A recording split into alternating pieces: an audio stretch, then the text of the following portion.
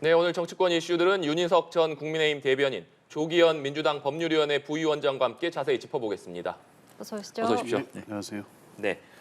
앞서 기자가 전해 준 대로 우여곡절 끝에 이태원 참사 국정조사 특위가 출범을 했습니다. 하지만 이 대검찰청을 조사 대상에 포함할지 여부를 놓고 막판까지 여야 간의 이견이 있었는데 먼저 어제 상황 어떻게 좀 보셨는지 대변인께 여쭙겠습니다. 네, 말씀하셨듯이 우여곡절 끝에 특위가 이제 통과가 됐습니다. 본회의에서 여당 입장에서는 계속 말씀드렸지만 국정조사를 지금 해야 되느냐, 아직 경찰 수사가 결과가 나오지 않은 상태에서 하는 것이 자칫 수사에 방해를 하는 것이 아니냐는 우려를 계속 밝혔었는데 그럼에도 불구하고 예산을 처리해야 하는 여당의 입장과 여러 가지가 맞물려서 결국 이제 합의 처리하게 되는 상황입니다. 합의 처리되긴 했지만 지금 이 상황에서 예를 들어 대통령실이 그 조사 범위에 들어가 있고 네. 말씀하셨던 대검찰청 큰 관련이 없는 대검찰청까지 포함되어 있는 국정조사안에 대해서는 100% 수긍하기 좀 어렵다 이런 의견을 보탭니다. 네. 어쨌든 여야가 합의를 통해서 전 국민들이 요구하는 이태원 참사 국정조사 합의에 이르렀다는 건 다행스럽고요. 지금이라도 어쨌든 뭐 철저한 진상규명 또 책임자에 대한 처벌까지 하기는 실효적인 국정조사가 돼야 될 것 같고요. 국민의힘은 어쨌든 조영 대표가 그 우여곡절이라고 표현하는 어떤 표현을 하든 여야 합의를 통해서 시작되는 국정조사인 만큼 그 의미를 훼손시키는 발언들은 안 하셨으면 좋겠습니다. 뭐 고육주책이라는 말씀을 하셨는데 이게 진상규명이라는 이 본연의 목적에 맞게 하려면 자꾸 이런 방식으로 다른 이유 때문에 국정조사에 합의했다는 식의 발언은 그 진상규명에 오히려 좀 방해가 되는 듯한 인상을 주기 때문에 조영 대표께서 합의했고 여야가 합의해서 통과시킨 이상 그 대상이나 여러 가지 부분에 있어서는 위원회 또 합의를 통해서 여러 가지 조정 가능하지 않습니까? 운영하면서 실체 진상규명 또 책임자 처벌이라는 국정조사 본연의 목표에 맞게 국민의힘도 적극적으로 협조하고 그거에 응하는 것이 국민들로부터 오히려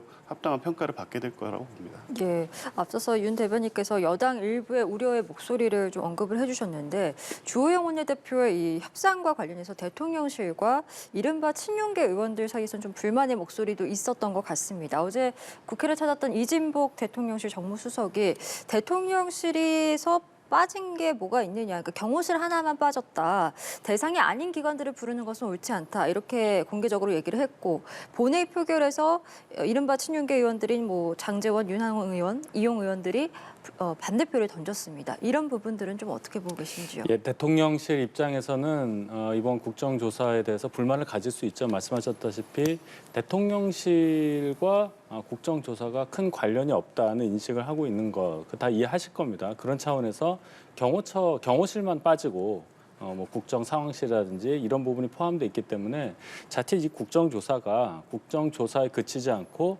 정치 공세의 장이 되지 않느냐 그런 우려를 전달한 것으로 보이고 또 일부 의원들이 이제 반대표를 던지면서까지 이 국정조사안에 대한 의견을 밝혔는데 그것을 또 주호영 원내대표나 이런 당에 대한 뭐 불만으로 해석하신 건 좀 과하다고 봐요. 어디까지나 이 합의된 안에 대해서 그런 의사표시를 한 것이다. 이 정도까지 해석하는 것이 합리적이지 않을까 이렇게 봅니다. 네. 주호영 원내대표가 직접 입장을 밝히기도 했는데요. 듣고 대담 이어가도록 하겠습니다. 언론이 쓸데없는 걸 자꾸 가지고 편가르기를 해요. 의원들이 소신에 따라서 지금 이 시기에 국정조사가 맞지 않다는 소신을 가진 분들은 그래서 반대표를 던진 것이고 실제 제 생각도 그런 쪽에 가까웠어요. 그런데 일방으로 처리해서 국정조사를 한다는 거를 저지하려고 말하자면 고육지책으로 합의한 것이지 우리가 이 방법이 좋아서 합의한 건 아니지 않습니까? 정부와 소통 잘하고 있습니다. 네, 그러니까 주호영 원내대표의 얘기는 대통령실과 친윤계가 이번 합의를 이끈 주호영 원내대표에 대해서 불만을 갖고 있는 것 아니냐 이런 해석에 대해서 언론의 편가르기다 이렇게 반박을 했습니다. 그럼에도 불구하고 지난 8일에 이 대통령실 국정감사에서 웃기고 있네라는 필담을 나눈 김은혜 수석 그리고 강승규 수석을 퇴장시킨 것을 놓고 당시에 장제원 의원 등이 주호영 원내대표를 공개 비판했었기 때문에 대통령실과 친윤계가 주호영 원내대표 흔들기에 나선 것 아니냐 이런 해석들이 끊이지 않고 있습니다. 우선 그 두 수석의 퇴장 관련해서는 처음에 알려진 것과 달리 약간의 오해가 있었죠. 네. 주호영 의원이 여당 대표임에도 불구하고 여당 대표이기 때문에 운영위원장을 하고 있는데 어떻게 용산의 수석들을 퇴장시키냐 이런 걸 가지고 이제 뭐 여러분들이 언짢게 생각했다 이 얘기인데 그 상황은 그런 게 아니었고 주호영 대표도 말씀하셨습니다. 다 밝힐 수는 없지만 다 이해할 수 있는 사정이 있었다. 그래서 그 부분에 대해서는 오해가 다 풀린 걸로 저는 알고 있고 네. 어제 표결이라든지 또 저 정무수석의 정무수석의 어떤 발언 때문에 원내대표를 흔들 거 아니냐 이렇게 하시는데 원내대표 흔들 이유가 전혀 없죠. 이것은 이 합의안에 대해서 국정조사가 지금 해야 되느냐는 그 시점상의 문제에 대한 인식을 다 갖고 있는 상황에서 예산과 연계돼서 원내 전략상 통과시킬 수밖에 없었던 이 상황에 대한 의원 각자의 의견 표시다. 이렇게 해석하는 것이 더 진실에 가깝지 않느냐. 저는 이렇게 해석하고 싶습니다. 예. 뭐 일각에서는 주 원내대표의 만약에 리더십이 흔들리게 된다면 이제 야당과의 어떤 협상력이 약화될 수도 있다 이런 목소리도 있긴 하더라고요. 이 부분은 좀 어떻게 보시는지요? 뭐 지금 대변인 말씀을 하시지만 일정 긴장 관계가 있는 건 사실인 것 같고요. 실제 주호영 대표의 원내 운영에 대해서 대통령실이 마뜩지 않아 하는 것도 분명히 있는 것 같습니다. 이제 그런 부분이 있으니까 이진복 수석 같은 분이 이 국회 고유의 권한이 국정조사 대상 기간이나 이런 합의안 자체를 구체적으로 거론하면서 이 불편한 심정을 그대로 드러내지 않습니까? 지난번에 두 수석 퇴장 사건도 마찬가지라고 봅니다. 이게 이런 몇 가지 사안으로 불거졌지만 전체적으로 대통령실 또 대통령께서 원하는 방향으로 국회가 가야 된다는 뭐 이런 요구를 계속 하고 있음에도 불구하고 아무래도 주호영 대표께서는 또 여당의 중진이시고 오래 정치를 하다 보니까 그것만이 이제 능사는 아니다. 여야가 원만하게 국회를 이끌어가는 것이 아마 국민의힘 전체에게도 도움이 된다 이런 판단을 하시겠죠. 아마 이제 이런 부분을 아마 정치적 경험이나 이런 부분이 부족한 대통령이나 대통령실에서는 받아들이지 못하는 것 같고 이런 갈등은 아직 표면화되지는 않았지만 계속될 수밖에 없다고 봅니다. 그리고 최근에 분위기가 좀 바뀐 것이 6개월밖에 안 됐지만 초반에는 대통령실의 어떤 반응이 나오면 국회에서 이제 여당이 즉각 반응을 하고 했었는데요. 최근에는 좀 달라진 양상이 좀 보입니다. 실제 대통령 국정 운영에 대해서 걱정은 당연히 있을 거고요. 이대로 갔을 때 그 총선까지 가는 일정에서 지금 상황이 국민의힘이 총선 승리로 가는 데 있어서 이 대통령을 견제하거나 적절하게 그 쓴소리 목소리를 내거나 이러지 않을 경우에 문제가 될 수 있다는 우려가 내부에 잠복해 있는 것이 표출이 되기 시작했다고 보여지고요. 이게 주호영 원내대표에 대한 어떤 직간접적인 견제 발언으로 나오고 있지 않나 이렇게 봅니다. 네. 이런 상황이기 때문에 오늘 저녁에 예정된 윤석열 대통령과 국민의힘 지도부와의 만찬 회동에 관심이 쏠리고 있는 상황인데요. 오늘 회동에서는 어떤 주제들이 좀 다뤄질 것으로 전망을 하십니까? 네, 뭐 국정조사 관련해서 대통령실에 쏟아지는 어떤 정치 공세 관련해서 이제 좀 뭐 부탁을 할 거라고 생각을 합니다. 이게 정치 공세로 가면 안 되는 일 아니겠습니까? 네. 그리고 예산안 통과를 이제 예정하고 있지만 이게 또 잘 돼야 이 새 정부 첫 예산안 잘 통과돼서 다음 회계년도에 일을 잘할 수 있지 않겠습니까? 그것에 대한 당부. 지금 민주당이 이 과반 의석 점하고 있기 때문에 예산을 굉장히 많이 깎고 있잖아요. 그런 차원에서의 어떤 당부가 있지 않을까 이렇게 예상해 봅니다. 예, 윤 대통령 취임 후 여당 지도부와는 세 번째 회동인데 야당과는 회동을 할 것인가 좀 어떻게 전망을 하십니까? 뭐 일단 보도된 내용에 의하면 그 야당과의 대화 추진 자체가 중단된 것 같습니다. 유인태 전 국회 사무총장 그 말씀이 대통령께서 이재명 대표를 대화의 상대로 안 본다는 취지를 얘기하셨습니다. 물론 대통령실은 부인을 했습니다만 약간 이제 그런 기류가 있는 것 같습니다. 통상적으로 지금 취임 6개월, 7개월이 돼가는 상황에서 야당 대표를 만나지 않았던 것도 좀 다소 이례적이고요. 좀 뭐 그게 좀 늦춰질 수는 있습니다만 최근에 해외 순방도 있었지 않습니까? 중요한 순방이 있고 거기에 뭐 큰 외교적 성과도 있었다고 이렇게 말씀을 하시는데 통상 이럴 때는 여야 대표들을 다 대통령실에 불러서 같이 만찬하시면서 순방 성과도 설명하고 또 후속에서 또 협조도 구하고 이게 이제 자연스러운 것인데 전혀 야당 대표와의 만남이라든가 그 필요성에 대해서 얘기가 나오지 않는 것은 그러니까 유인태 그 전 사무총장의 발언이 정말 아무 근거 없이 나온 건 아닌 것 같다는 의심을 줄 수밖에 없는 상황인 것 같고요. 대통령께서는 뭐 그게 이재명 개인이 아니지 않습니까? 제1야당의 대표이시고 다른 어떤 사적 감정 때문에 그러지는 않을 거라고 믿고 싶지만 예산을 앞두고 있는 상황 또 외교적으로 굉장히 중요하고 경제적으로 어려운 상황이기 때문에 하루빨리 좀 대표들을 초청해서 만나고 협조를 구하고 이런 방식의 국정 운영으로 좀 나가셨으면 좋겠습니다. 제가 한마디만 첨언하면요. 이재명 대표를 만나냐 안 만나는 문제는 그 야당 대표 당연히 만나야 한다는 당위성에는 공감을 하지만 지금 이재명 대표가 기소가 돼 있는 상태 아니겠습니까?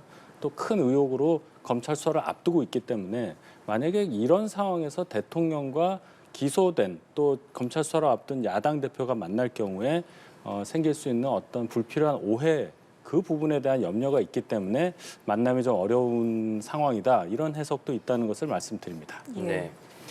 이런 가운데 검찰이 이재명 대표와 가족들에 대한 계좌 추적에 들어간 것으로 전해지고 있습니다.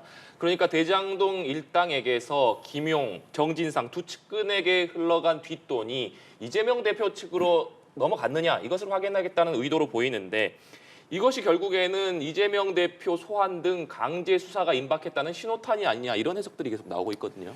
그렇죠. 그 이재명 대표가 애초에 측근이라면 김용, 정진상 정도는 돼야 한다고 말씀하신 딱 그 두 분이 이제 구속됐습니다.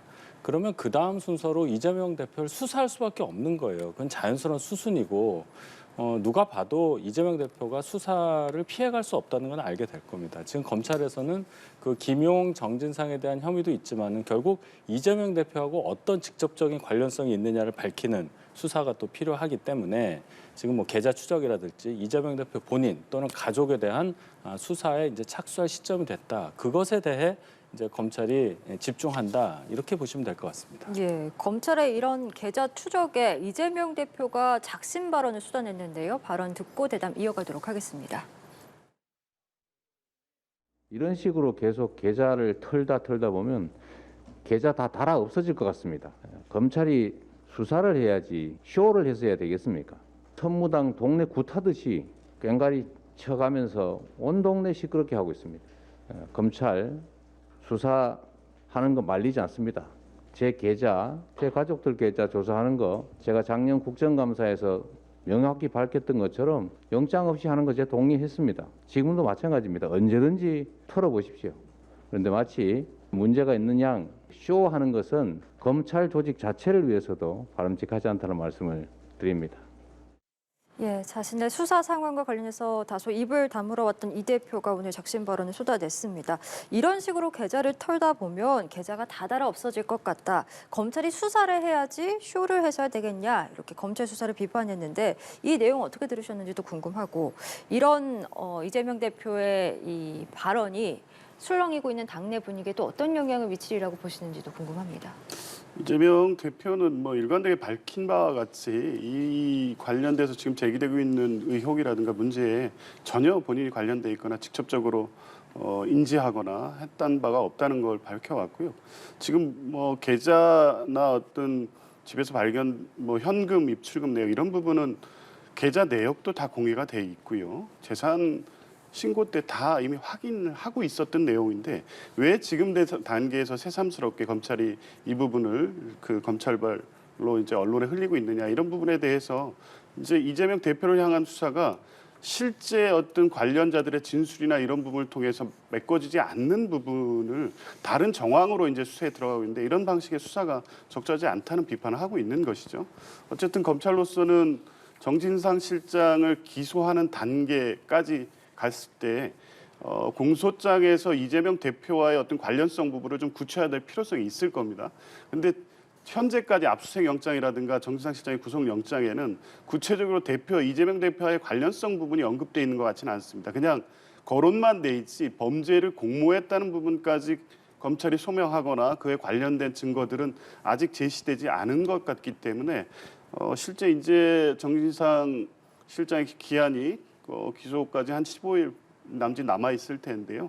그 이전에 이재명 대표가 상당한 범죄 혐의가 있다는 부분을 좀 외부적으로 알려야 되기 때문에 이런 방식으로 계좌를 들여다보고 있다, 의심스러운 돈의 흐름이 있다라는 거를 계속 이제 흘리는 방식으로 수사를 하고 있는데 이 부분은 뭐 이제 결과적으로 계좌 추적 내역을 보면 다 드러나지 않겠습니까? 그게 지금 정진상이 받은 뇌물이 여기까지 흘러 들어왔는지 이런 여부는 수사를 통해서 밝히면 되는데 그 수사를 했다는 자체가 중계하듯이 이렇게 보도되는 방식 이런 부분에 대해서 이재명 대표가 강하게 문제 제기를 한 것이고요.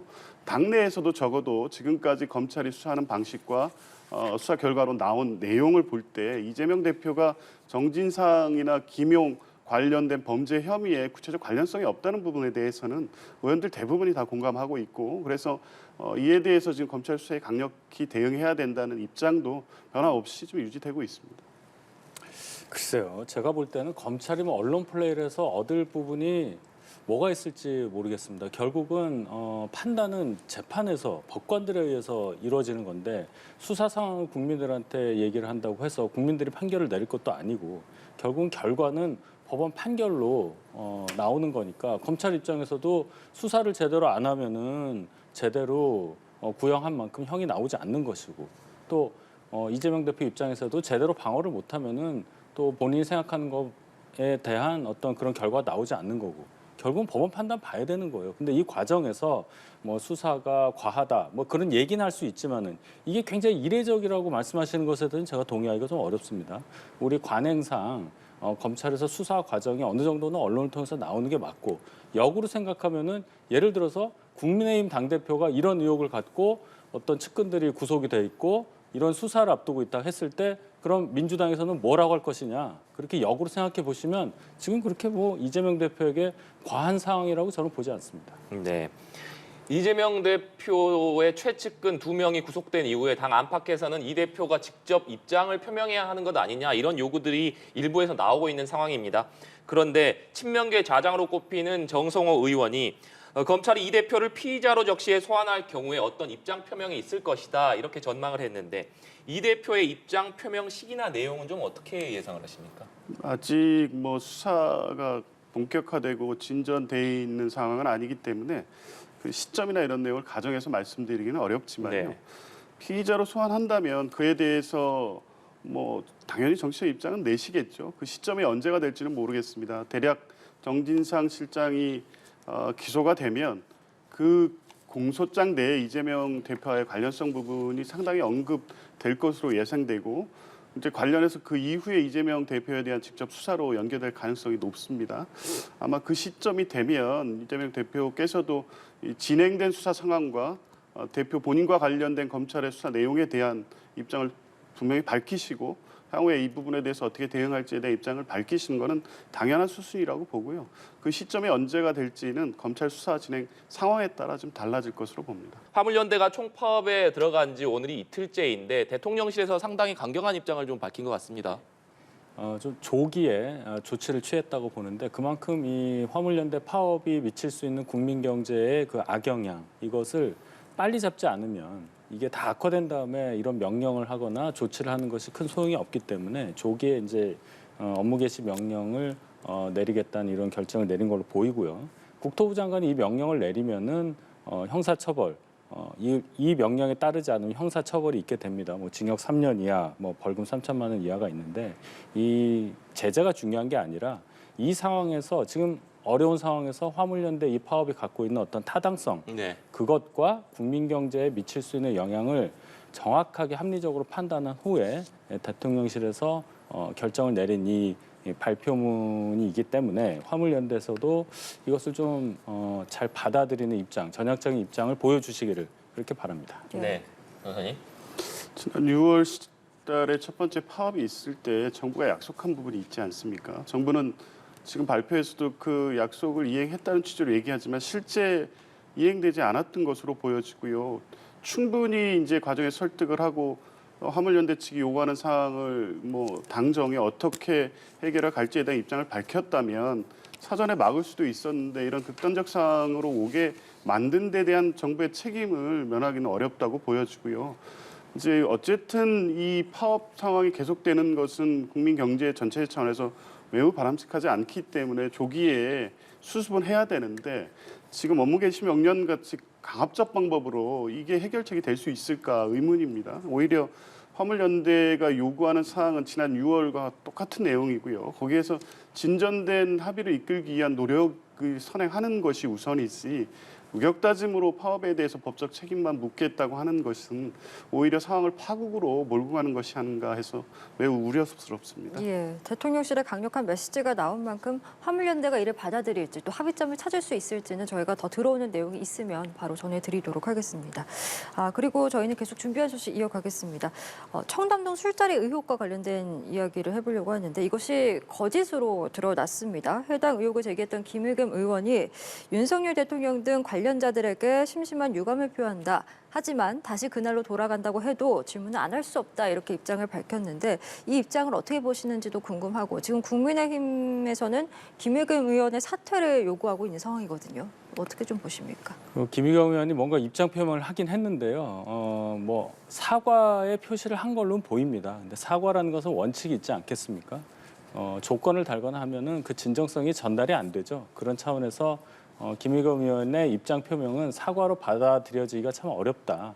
그리고 유감이라는 말씀을 여러분들이 하시는데 유감은 국민들이 유감인 거예요. 뭔가 마음에 차지 아니해서 섭섭하다는 뜻인데 본인은 송구한 거고 그걸 바라보는 국민 입장이 유감스럽다 이렇게 표현돼야 하는 건데 잘못 표현을 하시는 걸로 보이고 사퇴 여부는 본인이 판단을 하셔야죠. 뭐 의원직 사퇴든 뭐 대변인직 사퇴든 뭔가 본인의 행동에 대한 책임을 지는 모습을 바라는 것은 국민 모두의 바람일 텐데 지금 김의겸 의원이 그럴지는 모르겠습니다. 다만 아무런 조치 없이 그냥 넘어간다 할 경우에 과연 민주당에게 도움이 될지 그 부분은 또 판단을 또 내리셔야 되지 않을까 이렇게 봅니다. 예, 사과로 받아들이기는 어렵다. 지금 민주당 내부에서도 일부에서는 이제 뭐 대변인 자리 물러나야 된다, 사퇴해야 된다 여러 목소리가 있는 것 같습니다. 어쨌든 사과는 하신 거고요. 그 사과를 받는 입장에서 부족하다고 느낄 수는 있겠습니다만 국회의원이 의정활동 과정에서 한 내용을 가지고 의원직 사퇴까지 좀 몰고 가는 것은 좀 과하다는 것이고요. 이 부분에 대해서 김의겸 의원이 향후 뭐 상임이나 이런 자리에서 그 경위나 이 부분에 좀 더 명확하게 입장을 좀 밝히셔서 사과 자체로 부족하다고 하면 이제 그거에 대한 뭐 후속적인 어떤 입장을 밝히시는 게 좀 좋겠다는 생각이고요. 뭐 이 국회의원이 국회 상임 과정에서 나온 발언을 가지고 계속해서 이 문제를 삼거나 의원직 사퇴까지 얘기하기보다 이 사안에 이렇게 뭐 이건 본인도 그렇고 당으로서도 결과가 이렇게 되는 게 부담스러운 거 아니겠습니까?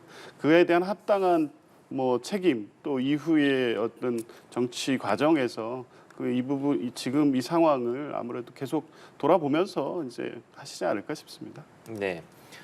이런 가운데 국회에서는 민주당이 추진하고 있는 방송법 개정안을 놓고도 여야 간의 공방이 이어지고 있는 모습입니다.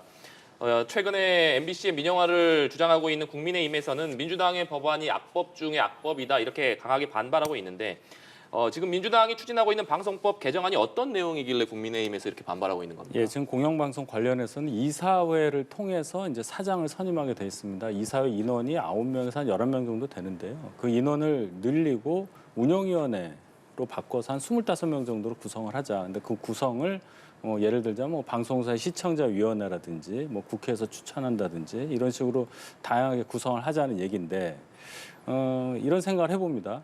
이렇게 방송법 개정에 대해서 관심이 있으셨으면 왜 문재인 정부 때는 하지 않았느냐. 그 얘기는 뭐냐면 문재인 정부 때 KBS, MBC 관련한 그 사장들이라든지 그 선임 관련해서 많은 영향력을 그 당시 정권에서 행사하지 않았습니까?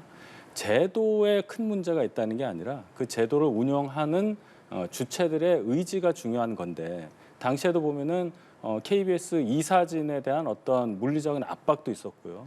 뭐 직장을 찾아간다든지 그런 일들 통해서 결국 사장도 바뀌고 뭐 이사회도 제대로 운영이 안 되고 이런 흑역사가 있었습니다. 제도 바꾸는 것에 천착을 하지 말고 왜 이 공영방송을 제대로 운영할 수 있는 틀을 만들어야 되느냐에 대한 국민적 공감대를 얻는 게 우선이고요. 그런 차원에서 지금 방송법 개정보다는 KBS에 대한 어떤 수신료가 강제적으로 징수되는, 그래서 분리 징수하자, 정기요금과 다르게 하자, 또는 MBC에 대해서도 그 지배 구조에 대해서 다시 한번 생각해보자. 이 논의가 먼저가 아닐까 이렇게 생각합니다. 예. 최근에 언론관에 대한 우려가 많이 나오지 않고 있습니까? 그래서 당연히 이 방송법의 문제에 대해서는 계속해서 민주당이 개정안을 국회에 발의해 놓은 상태였습니다. 그 부분의 필요성이 더 부각되고 있는 시점이라고 보여지고요. 이 부분에 대해서는 적어도 이게 문재인 정권 때만의 문제가 아니라 과거 이명박 정권 때도 똑같지 않았습니까? 이게 이제 정권이 바뀔 때마다 이 반복되는 불필요한 논란을 종식시키려면 제도적으로 방송의 객관성, 중립성을 유지할 제도 보완이 필요한 거는 분명합니다. 오히려 이번에 이런 그 방송법 개정을 통해서 일단락해 놓으면 어떠한 정권이 들어서더라도 권력의 입김에 따라서 방송사 사장이 바뀌는 일이 발생하지 않을 거 아니겠습니까? 그거는 향후에 다시 민주당이 집권해도 똑같은 결과를 이어질 수 있기 때문에 이거를 여야의 어떤 당리당략의 문제보다 방송 자체의 객관성, 독립성을 보장하기 위한 취지라는 점을 좀 중요하게 보고 여야가 좀 논의를 해봤으면 좋겠습니다. 예, 알겠습니다. 저희 오늘 두 분 말씀은 여기까지 듣겠습니다. 지금까지 윤희석 전 국민의힘 대변인, 조기현 민주당 법률위원회 부위원장과 함께 이야기 나눠봤습니다. 말씀 고맙습니다.